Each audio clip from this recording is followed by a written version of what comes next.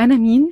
وده ملخص صغير عني استعدادا للي جاي، وعشان برضه تكونوا عارفيني شوية.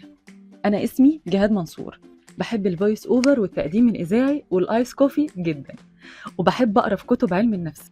وده بقى اللي خلاني أدرس كمان لايف كوتش، وحاليا الحمد لله وبعد دراسة سنة بقيت لايف كوتش معتمد.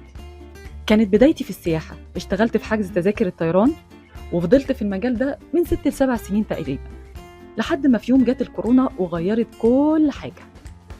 اتعلمت واشتغلت في الجرافيك، وكمان طورت نفسي واشتغلت كيو آي، وكل ده وبرضه حاسة إني لسه مش مبسوطة، لسه ما وصلتش للحاجة اللي أنا بحبها أو اللي أنا عاوزاها. وبالمناسبة أنا اتخرجت من كلية الآداب قسم آثار مصرية، بس اكتشفت بقى مؤخرا إني بحب أتعلم وأساعد غيري. عشان كده عملت لكم الصفحة دي عشان أشارككم ونساعد بعض من خلالها كلايف كوتش معتمد. ودلوقتي تقدروا تعملوا لي فولو، واستنوني في الريل اللي جاي.